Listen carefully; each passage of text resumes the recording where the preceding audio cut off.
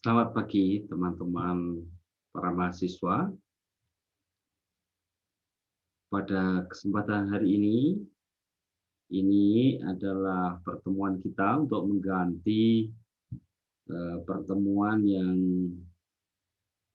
kosong karena hari besar libur, sehingga pada kesempatan hari ini silahkan Anda menonton video saya ini untuk eh, mengkerangkai begitu teori-teori keadilan yang sudah teman-teman baca dan presentasikan, dan saya menyambut apresiasi dan memberikan apresiasi yang sebesar-besarnya karena itu.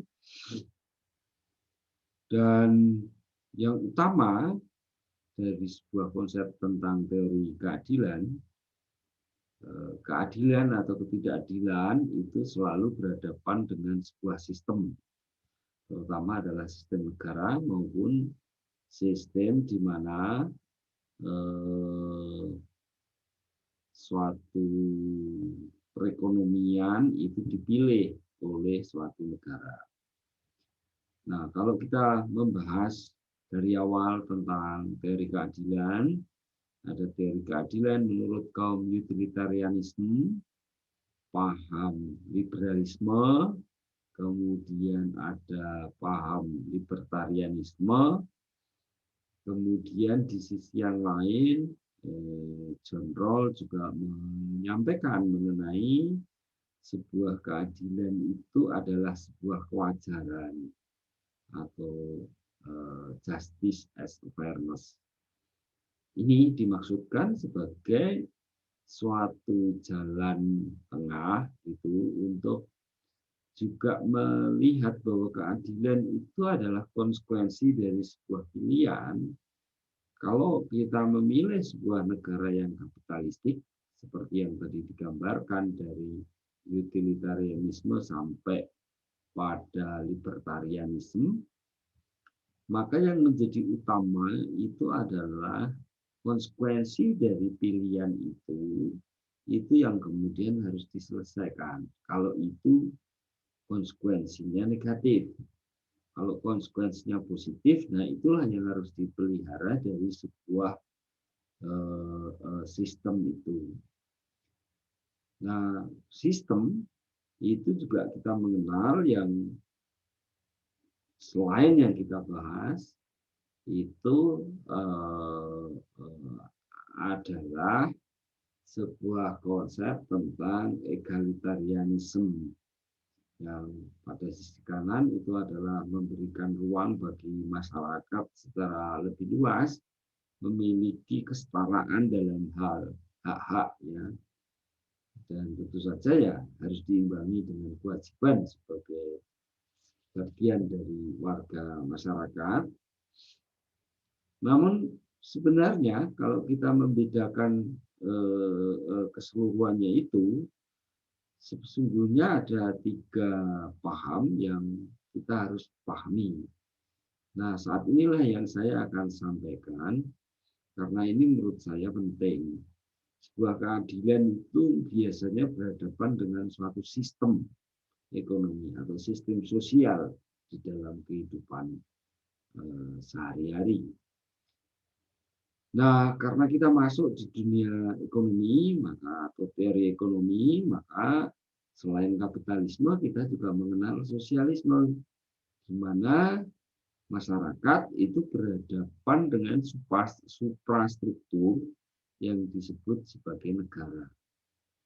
Kalau itu di dalam terminologi teori ekonomi kan liberalisme atau utilitarianisme itu dianggap sebagai paham dari ekonomi klasik, karena ini prioritas utamanya adalah mengedepankan peran dari pelaku ekonomi, karena ini berekonomi. Tetapi peran ekonomi dari para pelaku ekonomi ini seringkali memutlakkan peran pasar, yang seringkali pasar punya kelemahan atau sering disebut sebagai kegagalan pasar. Maka butuh peran negara, muncullah ekonomi modern yang disusun oleh Keynes, di mana peran negara itu menjadi sangat penting untuk memberikan intervensi kepada pasar supaya kemudian pasar itu menjadi tidak liberal yang kemudian membuat pelanggaran-pelanggaran atas hak orang lain misalnya. Nah, ini yang kemudian intervensi negara atau peran negara, peran pemerintah dalam ini itu dibutuhkan. Maka muncullah teori Keynes yang menganggap bahwa intervensi negara itu dibutuhkan. Nah, teori ekonomi Keynes ini dominan berpikir tentang bagaimana peran negara untuk membantu terjadinya keseimbangan di berbagai macam pasar, baik itu pasar tenaga kerja, pasar barang, pasar jasa, dan pasar keuangan. Nah, ini yang diharapkan dari ekonomi modern. Nah, tetapi peran negara, termasuk juga kayak di negara kita itu punya BUMN, itu juga bagian dari peran negara di dalam aktif menjadi pelaku ekonomi, sehingga seringkali peran negara itu juga mengalami kegagalan. Sehingga kegagalan peran negara itu misalnya masih wujudnya kemiskinan, tidak terdistribusinya bantuan sosial misalnya sebagai tanggung jawab welfare state gitu, sehingga ada juga kegagalan negara, termasuk yang paling populer di negara kita adalah terjadinya korupsi, terjadinya penyalahgunaan kekuasaan. Itu bagian dari bentuk kegagalan negara. Nah, kalau negara gagal, pasar gagal, nah apa yang menjadi alternatif? Alternatif yang ketiga itu adalah komunitarianisme, di mana masyarakat itu masih punya basis sosiokultural, budaya dalam bentuk etnis, adat, kelembagaan lokal yang mampu untuk memelihara modal sosial, memelihara semangat untuk kerjasama, memelihara yang mampu menjaga perdamaian dan ketentraman di komunitas. Ini adalah satu bentuk dari komunitarianisme itu. Nah, maka izinkan saya untuk share screen supaya kita bisa memahami keseluruhan dari tiga pelaku besar di dalam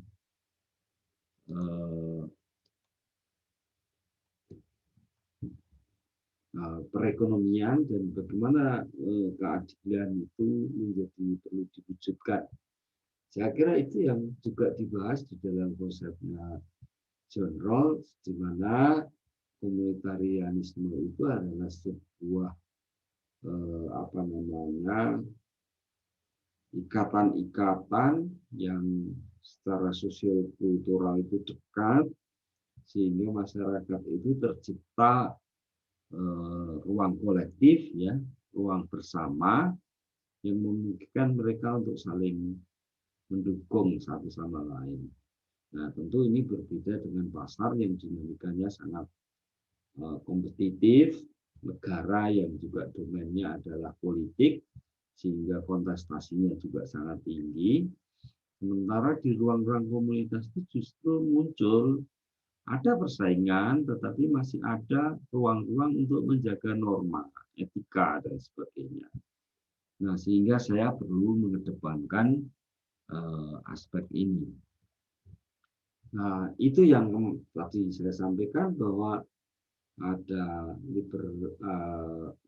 libertarianisme, liberalisme, dan libertarianisme itu yang merupakan basis dan cikal bakal dari perkembangan sistem kapitalisme, kemudian sosialisme itu di mana negara menjadi suprastruktur yang menentukan, dan di sisi yang lain ada kekuatan lokal yang berbasis etnis, kelompok senasib, organisasi massa, atau orang yang tinggal dalam ikatan-ikatan kultur dan sejenisnya yang sering disebut sebagai komunitarianisme. Termasuk di dalamnya adalah adat misalnya. Nah, singkatnya ada 3 paham yang harus dikaitkan dengan isu keadilan, yaitu persoalan kapitalisme yang berada pada domain persaingan pasar, kemudian negara yang bertanding dalam domain politik kebijakan atau publik, dan komunitas yang menghidupi domain kehidupan kolektif atau common arena. Nah, teori-teori ini titik tolaknya itu berangkat dari pembangunan komunitas yang dibikin oleh Robert Chambers di awal tahun 83. Dan mungkin sebenarnya ini sudah muncul di dalam konteks kehidupan di bangsa kita. Nah, kemudian Etzioni Amitai itu yang menulis tentang paham ini secara lebih mendalam tentang komunitarianisme.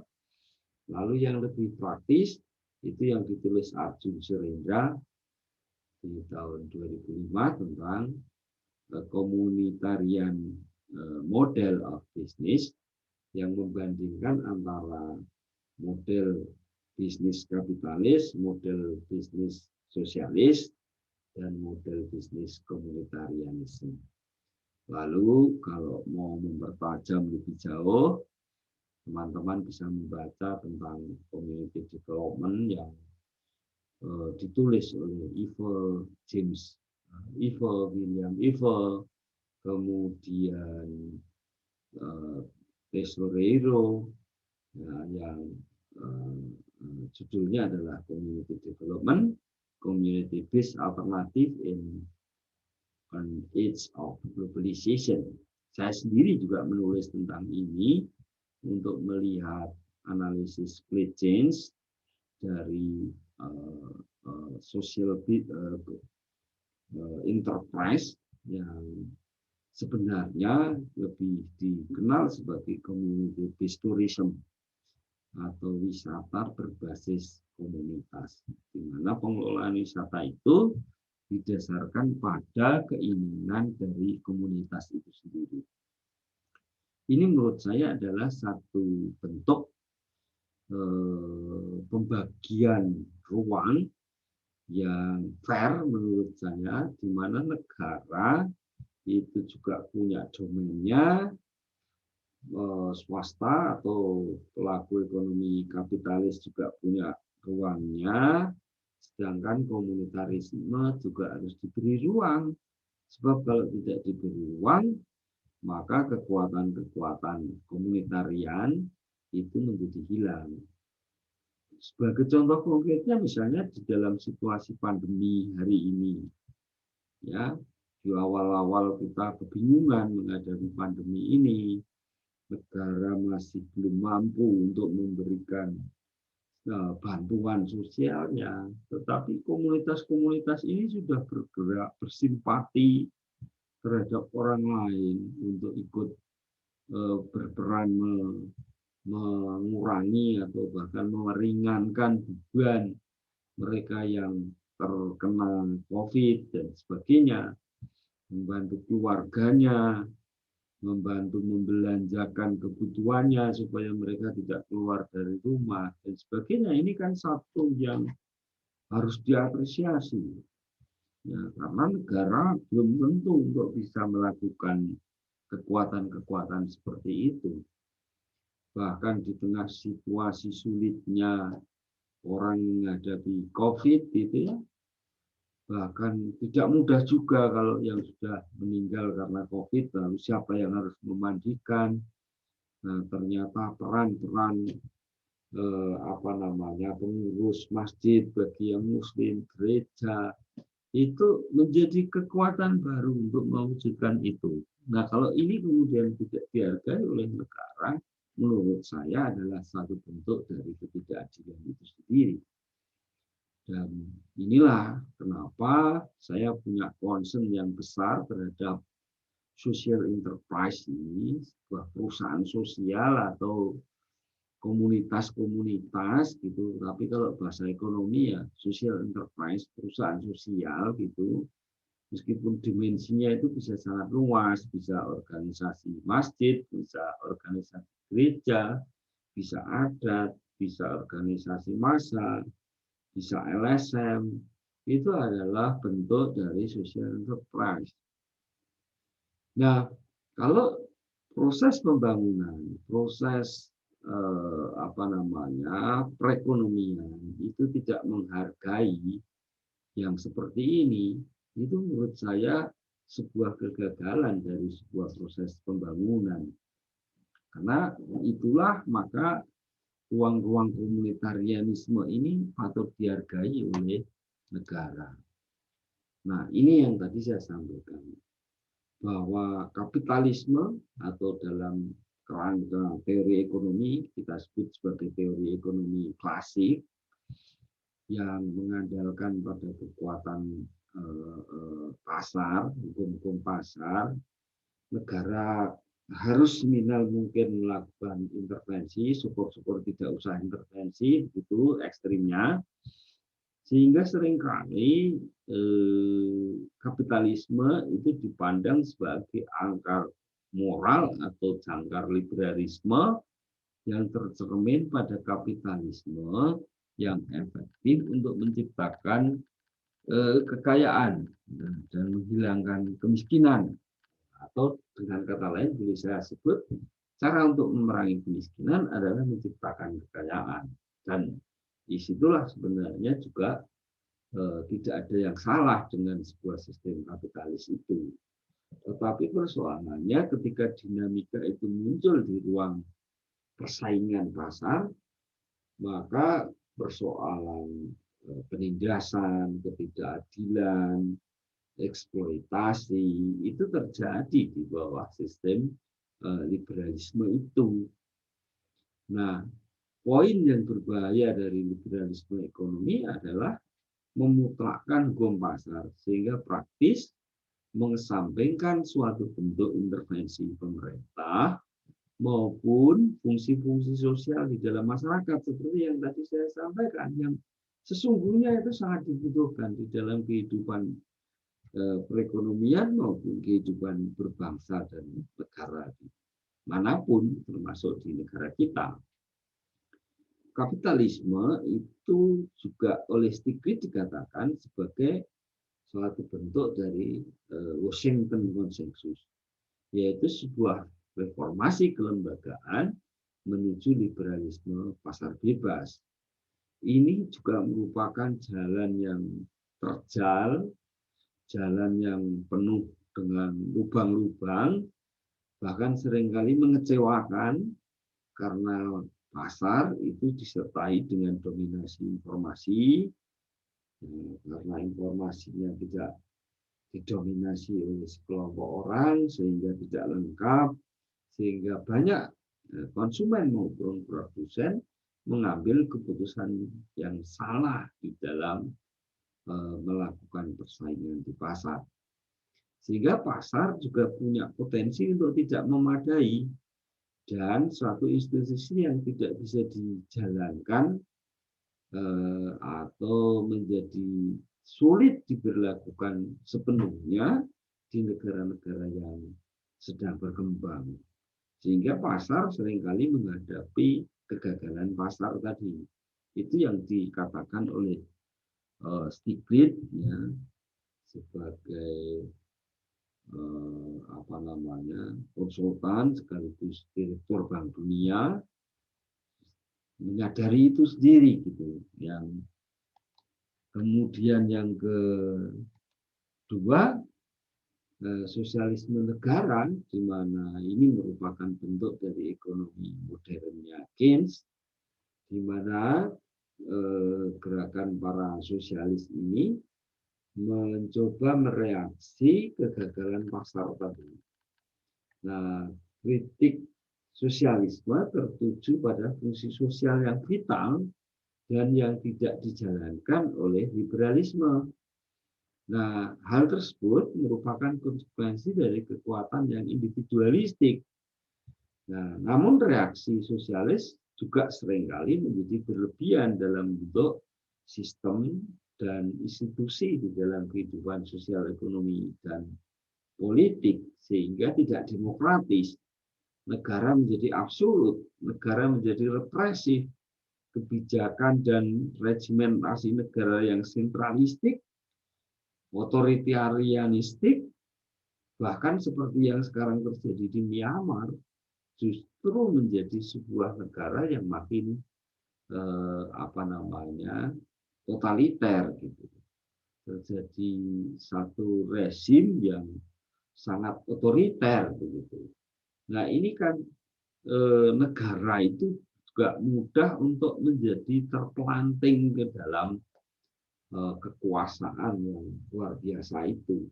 Nah, ini tentu juga merugikan dalam kehidupan masyarakat.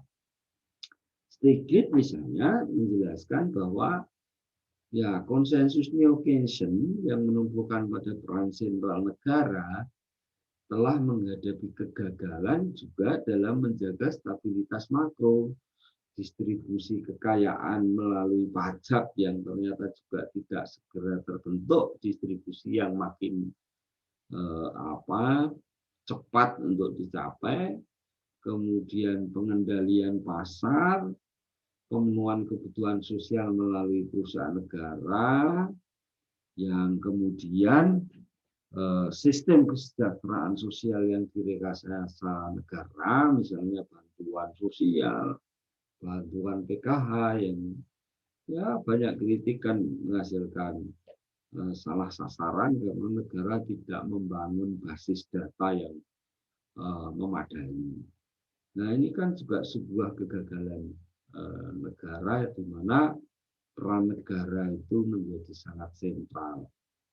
Nah, kedua kegagalan ini sebenarnya lalu bermuara pada pertanyaan, lantas apa yang kemudian bisa digunakan di dalam menyelesaikan kegagalan-kegagalan yang tidak diurus negara sama tidak diurus oleh pasar. Maka muncullah paham yang ketiga bahwa pemikiran komunitarianisme itu jalan ketiga. Ini yang diharapkan mampu mengatasi sejumlah persoalan yang tidak berhasil dipecahkan oleh negara, tetapi juga tidak bisa diselesaikan melalui mekanisme pasar. Nah, maka kerjasama persaingan yang menguat di komunitas, ya, competition, itu menurut paradigma ini itu menjadi jalan alternatifnya. Ya, tidak bisa kemudian kita kerjasama saja, kita tidak bisa bersaing terus-menerus sehingga terjadilah competition. Nah, ini yang menjadi alternatif dari liberalisme dan sosialisme. Dominasi negara dan dominasi pasar, dua-duanya akan menghasilkan kegagalan. Alternatif ketiganya adalah komunitarianisme. Nah, kemudian para ahli-ahli komunitarianisme ini mencoba mendefinisikan lantas bangunan ekonomi yang dibangun oleh ketiga sistem itu seperti apa. Nah, ini adalah bagian dari pentingnya melihat kembali tentang pembangunan komunitas itu. Ya, dan itu menjadi sebuah koreksi terhadap kelembagaan sentralistik negara, sekaligus juga pasar liberal yang sangat mengkhawatirkan.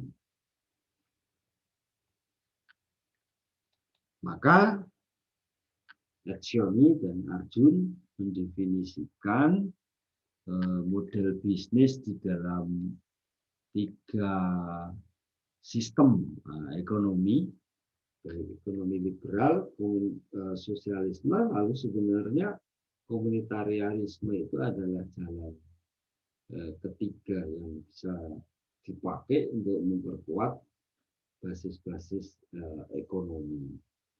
Nah, asumsi utama dari ilmu ekonomi liberal kan rasionalitas individual. Sosialisme adalah kolektivisme negara. Semua orang harus berjuang untuk negara. Tapi ini kan menjadikan kondisi yang dua-duanya itu punya resiko. Maka jalan tengahnya ya rasional, tetapi bagaimana kolektivisme itu dibangun. Nah, ini kan ada di dalam ruang-ruang adat, komunitas. Dan kalau kita melihat, ya, misalnya seperti di Bali, itu ada namanya adat, ya, adat di Bali, dan mereka punya basis ekonomi, ya, secara kolektif, punya lembaga keuangan yang kolektif seperti LPD Bali, lembaga perkreditan desa di Bali, misalnya di Bali, itu adalah satu contoh bahwa adat bisa menjadi sebuah model ekonomi komunitarianisme. Dan ini bisa menjadi alternatif atas kegagalan pasar maupun kolektivisme. Kalau ketiga-tiganya ini diberi ruang di dalam arena yang sama, saya kira bisa saling mengimbangi, sehingga bisa saling mengoreksi atas kekurangan-kekurangan itu. Tujuan dasar dari kapitalisme atau liberalisme adalah profit. Sedangkan tujuan dari negara sosialis adalah kesejahteraan negara. Sedangkan komunitarianisme itu adalah kesejahteraan kolektif atau komunitas. Unit dasarnya adalah individu, sedangkan komunitarisme adalah kelompok, ya, anggota dan keluarganya, begitu. Sedangkan sosialisme unit dasarnya adalah negara. Karakteristik pasarnya kalau di liberalisme itu adalah persaingan bebas. Sedangkan sosialisme adalah kerjasama atau sering disebut sebagai koperasi di dalam praktek sehari-hari. Jadi koperasi itu merepresentasi peran negara di dalam praktek ekonomi di komunitas. Tetapi sesungguhnya kalau mau memperbesar komunitas itu sendiri, koperasi seharusnya tidak didominasi oleh peran negara, tetapi kompetisi, di mana komunitas itu memiliki unit-unit ekonomi secara kolektif, dan mereka itu saling kerjasama, tetapi juga bersaing di sebuah mekanisme pasar. Nah, dinamika dari mekanisme regulasi pasar, ya kalau menurut liberalisme kan akan muncul yang kekuatan tangan yang tak kelihatan yang akan mengatur pasar itu sendiri. Jadi pasar bebas yang tidak diregulasi itu justru akan menghasilkan keseimbangan baru yang memberikan manfaat kepada banyak orang. Nah, faktanya tidak demikian karena kondisi persaingannya itu penuh dengan dominasi, tidak seimbang, ada yang kecil, ada yang besar, sehingga tidak mungkin menghasilkan hasil yang bisa setara atau merata di dalam kehidupan masyarakat. Sementara komunitarianisme itu memahami bahwa solidaritas itu menjadi penting. Subsidiaritas itu adalah kalau masyarakat adat sendiri sudah bisa menyelesaikan, ada baiknya negara melalui seluruh agennya, pemerintah lokal misalnya desa, tidak perlu mencampur tangani itu diserahkan saja pada komunitas. Dan basis dari ekonomi komunitarisme adalah konsensus. Sehingga sebenarnya sebagai negara bangsa, negara kita ini, itu sepakat tentang komunitarianisme. Dan bersamaan itu juga mengakomodasi tentang pentingnya peran negara. Tetapi akhir-akhir ini atau sebenarnya sudah dalam kurun waktu yang panjang, itu prinsip-prinsip solidaritas, subsidiaritas itu menjadi diambil over oleh negara yang seringkali justru ini membuat kondisi komunitas itu tidak jalan dan saling menunggu karena tidak ada sistem yang organik di dalam masyarakat yang kemudian sebenarnya bisa memperkuat rasa solidaritas antar masyarakat sendiri. Tatanan yuridisnya kalau liberalisme basisnya adalah hak individu, hak saya untuk hidup, hak saya untuk merdeka, hak saya untuk bebas mengekspresikan pendapat.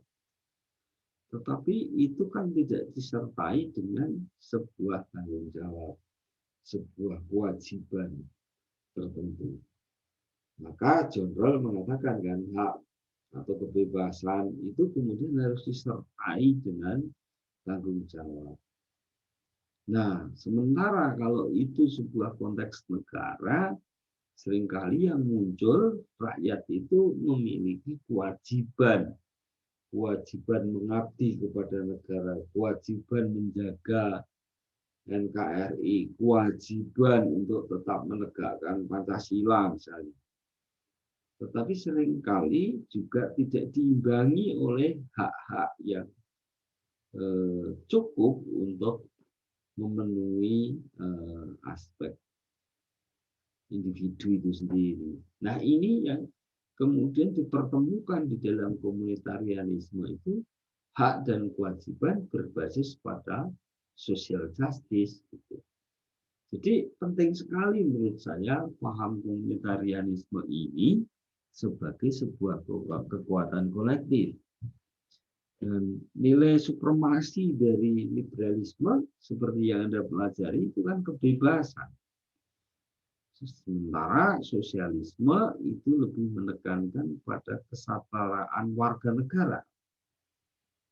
Nah, kalau itu digabungkan, nah kebebasan dan kesetaraan itu akan membantu mewujudkan pembentukan dari komunitarianisme yang nilai supremasinya adalah kebaikan bersama.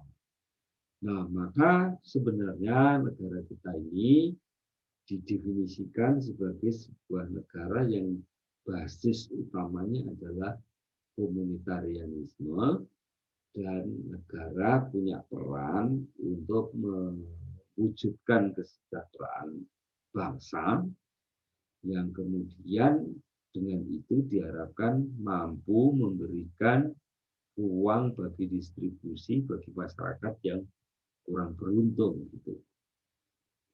Nah, inilah dan yang kemarin juga sudah kita bicarakan tentang tokoh-tokohnya begitu. Itu akan membantu kita bahwa selain negara, liberalisme, kita juga punya basis-basis komunitarianisme yang harus dihidupi. Ini yang kemudian disadari oleh John Rawls sebagai keadilan itu bisa diwujudkan ketika sistem ekonomi itu juga mempunyai ruang untuk mewujudkan keadilan itu sendiri gitu. Itu yang saya mau sampaikan. Mudah-mudahan apa yang saya sampaikan ini mempertajam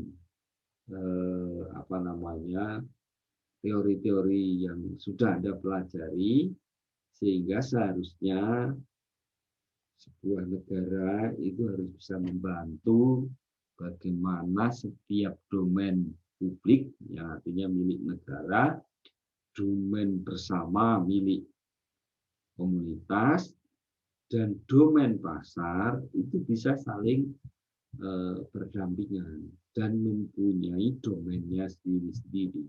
Kalau ini bisa diwujudkan, saya kira setiap warga negara di negara kita ini punya ruangnya untuk memajukan dirinya. Nah, itu yang saya kira menjadi bahan pertimbangan kita, bahan renungan kita untuk memasuki tengah semester ini. Dan habis itu kita akan ujian tengah semester, sehingga mengenai ujian tengah semester sedang nanti akan saya umumkan setelah ini, setelah kuliah ini gitu. Dan ujian tengah semester akan diselenggarakan dari tanggal 3 sampai tanggal 7 setelah libur Paskah. Sehingga ini adalah kuliah terakhir kita di tengah semester ini. Mudah-mudahan teman-teman mahasiswa tetap sehat, jaga kondisi Anda, dan tetap semangat di tengah pandemi ini. Salam keadilan.